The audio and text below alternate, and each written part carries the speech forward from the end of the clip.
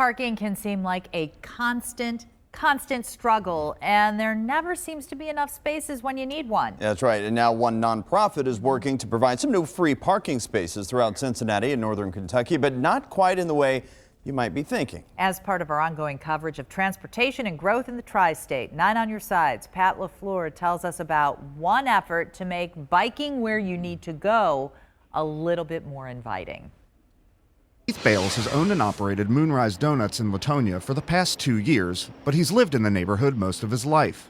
One of the reasons he's decided to stay? I can shop, I can run all sorts of errands. I come to work on my bike. With limited car parking in the area, a lot of his customers walk or ride. In the summer, there are a lot of families that come up, and even families will push strollers, but some of the kids will ride the bikes alongside. That's why it was such a big deal when this past summer, Northern Kentucky nonprofit the Do Good Project donated 500 of these bike racks for installation across Covington. The very first went in right outside Bale's shop. Before there were racks, I was bringing my bike inside, and I really don't have the room for that. And as I said, people would either stay out with their bikes or they wouldn't bike. It makes it much easier for people to shop. Now they're getting ready to bring 1,000 of those bike racks across the river into Cincinnati to install across the city. For every person that we get on a bike, that frees up congestion on the roads. That's Do Good Special Projects Manager Matt Butler. In addition to the 500 he's already brought to Covington, another 100 have gone in throughout Campbell County.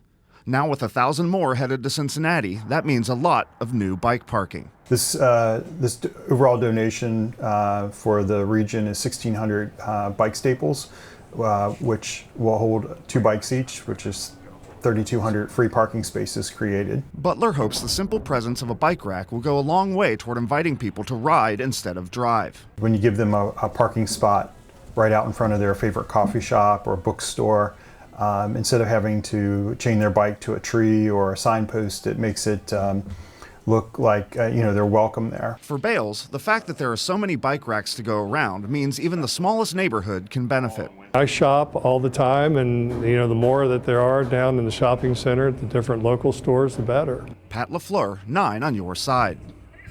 Cincinnati City Council will vote tomorrow to accept the bike rack donations, and the administration is currently accepting requests to have one of them installed near you. You can find out how the request is possible and how you can do all that. Just go to Pat's story over on WCPO.com.